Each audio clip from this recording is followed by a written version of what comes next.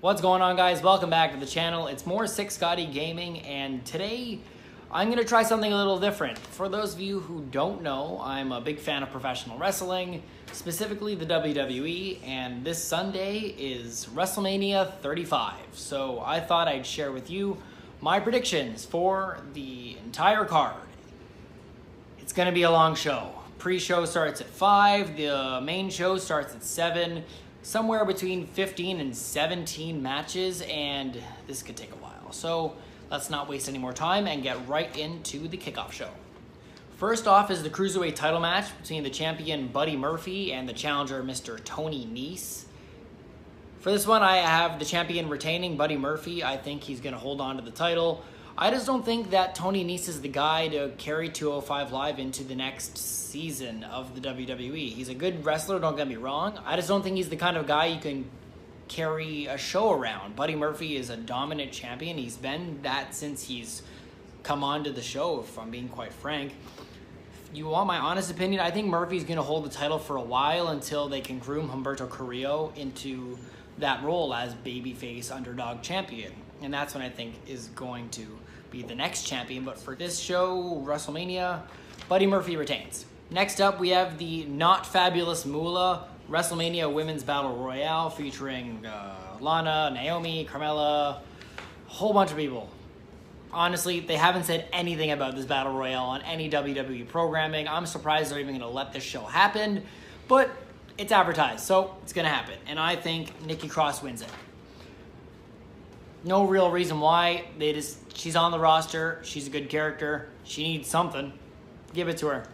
And next up is the Andre the Giant Memorial Battle Royale, aka the Armbar, aka the, hey, a bunch of these tag teams aren't really doing anything. Let's just put them all in a match from WrestleMania. So I know Braun Strowman and the guys from Saturday Night Live have been featured primarily for this Battle Royale. They had a couple of big tag team matches on SmackDown and Raw this week, but I don't think Braun Strowman's going to win. He'll get his moment with the Saturday Night Live guys. He'll eliminate them. Then everyone else will eliminate Braun Strowman. My winner for this match is EC3. They brought this guy up about a month or so ago. He had a lot of hype around him. He's a great character. But I have him winning this match for primarily the same reason I have Nikki Cross winning the Women's Battle Royale. He's there. He's a good character. Do something with him. He needs something. Let him win. Push him after WrestleMania. He's more than just someone who just poses in front of the mirror like this. I can do that. Pay me that money. I'll do it. Next up, another match that might happen on the pre-show. I'm not entirely sure. The pre-show is the Raw Tag Team title match. And that'll be the champions, The Revival, Scott Dawson and Dash Wilder, against Zack Ryder and Kurt Hawkins. WWE.com aired a video package with them backstage being challenged by Zack Ryder and Kurt Hawkins, and Zack and Kurt are from New York, Long Island, and somewhere, wherever Kurt Hawkins is from in New York. Might be a nice little cheap pop if they get to be featured in WrestleMania, even if it is on the pre-show. And actually, I think they'd win. If this match happens, I bet the streak ends. Kurt Hawkins will finally win a match, they'll get the pinfall, there'll be a slightly above average pop for the hometown kids, and yeah. If that match happens, Kurt Hawkins and Zack Ryder wins. However, honestly, the Revival will probably just win the titles back next night on Raw. Next up, we have the SmackDown Tag Team title Fatal 4-Way match. We have the champions, the Usos. We have The Bar, Ricochet and Aleister Black, and Shinsuke Nakamura and Rusev. For this match, I have new champions again. Ricochet and Aleister Black are going to take the titles here. And the reason why is because what I think is going to happen in the future. I think they win the titles, they'll stay on SmackDown Live for a little bit, and at some point, Aleister Black is going to turn on Ricochet. I think it's only a matter of time. Aleister Black, I feel, can be like the perfect, dark, sinister heel. He can talk the talk, and he's certainly the type of character who can do this. Ricochet is too good a babyface to not be a babyface. So yeah, they'll win the titles. Black will turn on Ricochet in a few months, and then they'll both be single stars, and they'll skyrocket into the main event scene. Next up, I have Kurt Angle's retirement match. Kurt Angle versus Baron Corbin. Boo!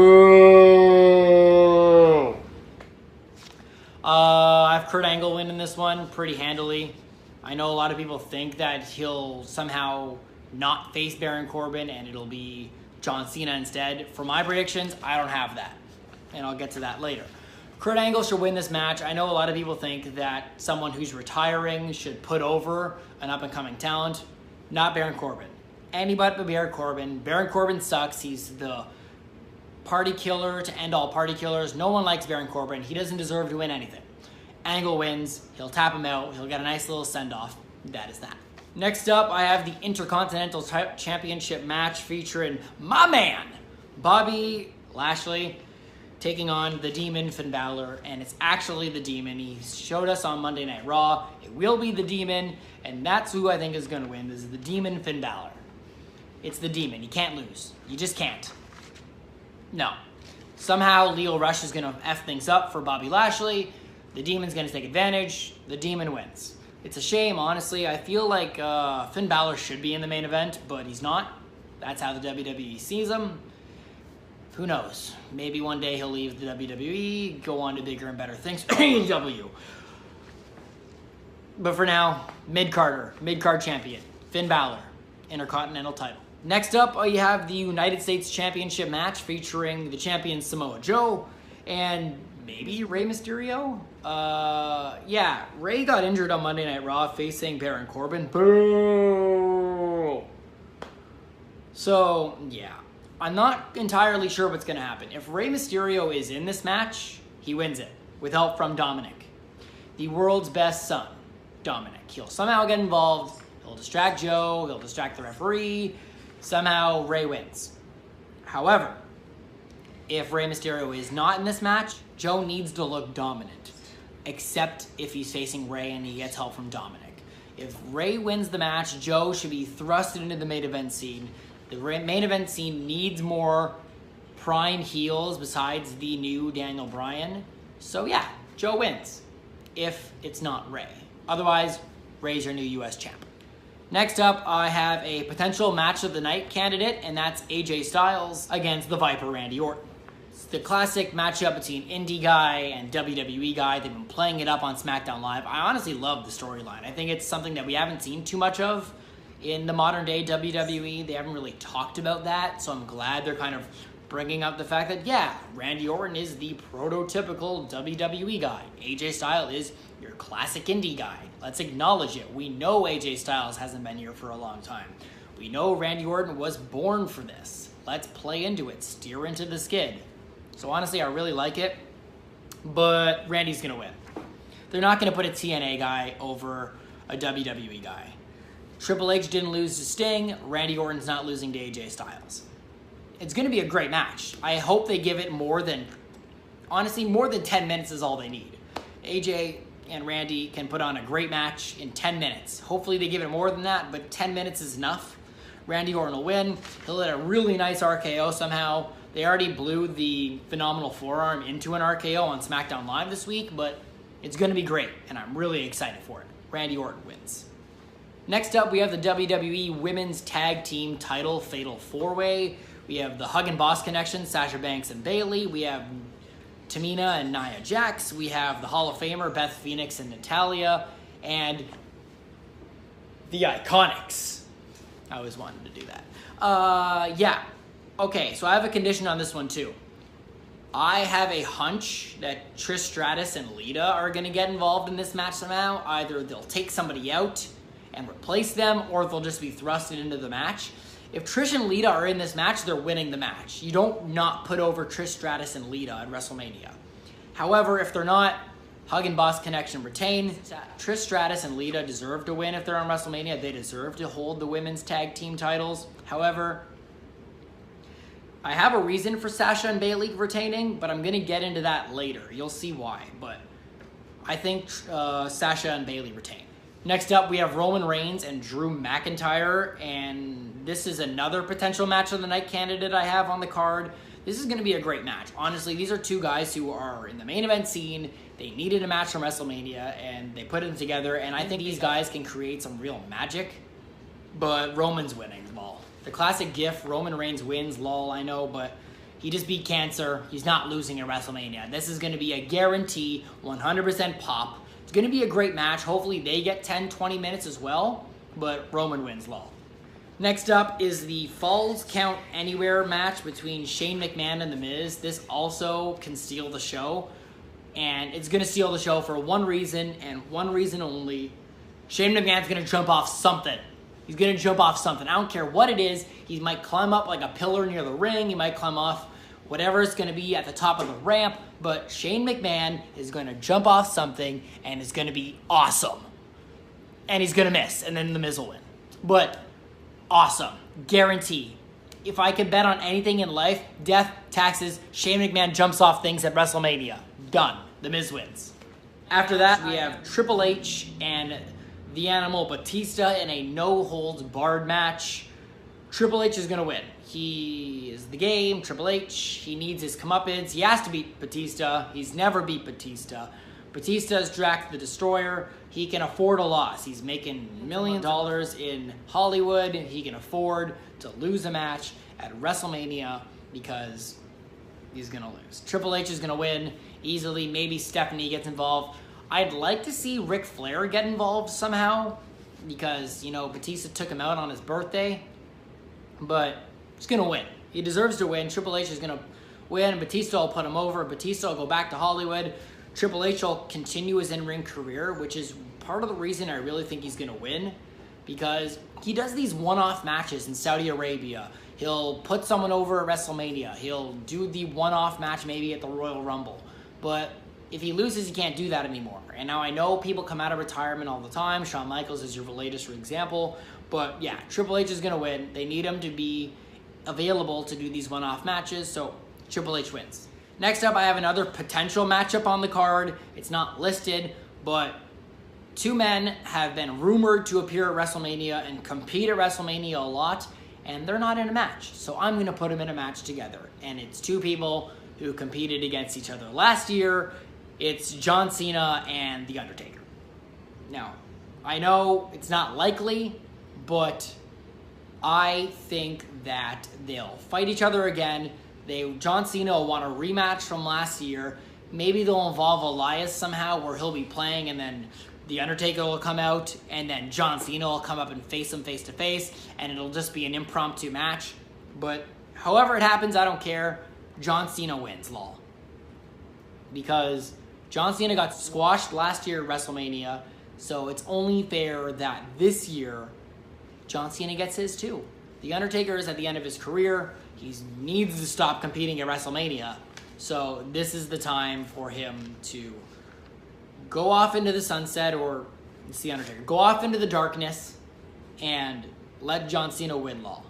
Next up, we have the Universal Championship match between the Beast, Brock Lesnar, and the challenger, Seth Rollins, the winner of the Royal Rumble. And Seth Rollins has to win.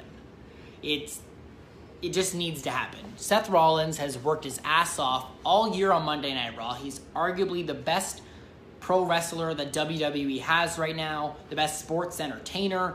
He's the MVP of Raw. He deserves to win the title.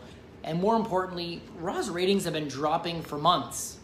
Put the main title back on the show, and you're fine. Put the main title on the show. More eyes will get back on the show. Lesnar can go off and fight whoever the heck he wants to fight in the UFC.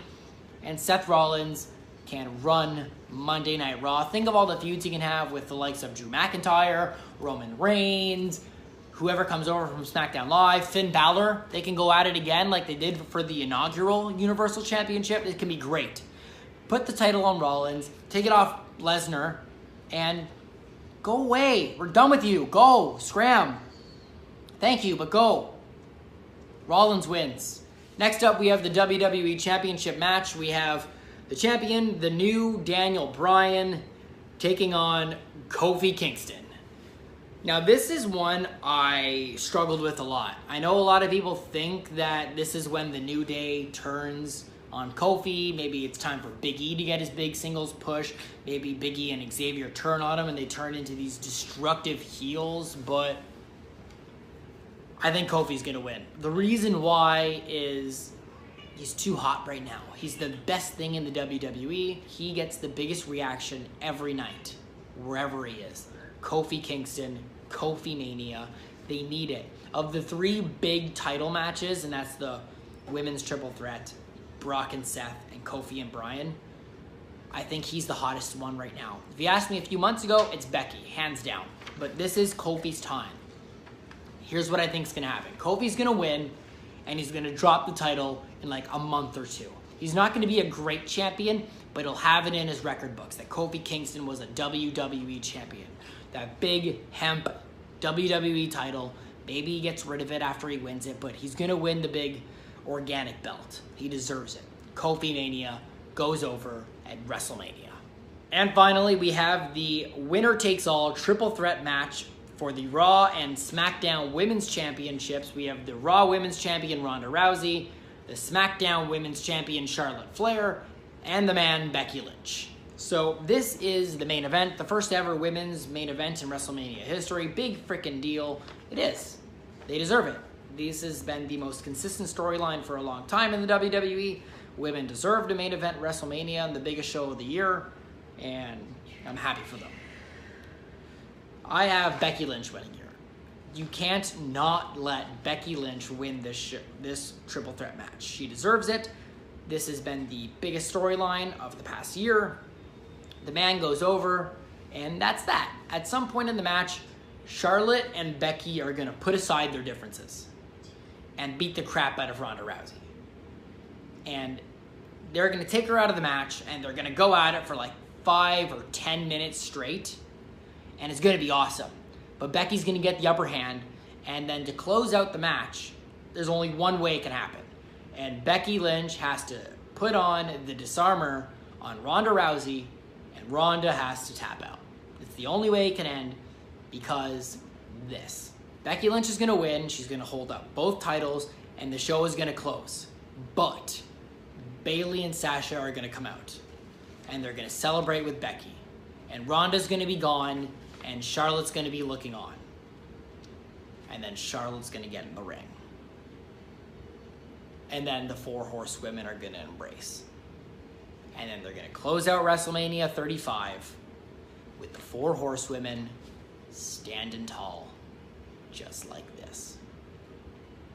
And it's going to be awesome.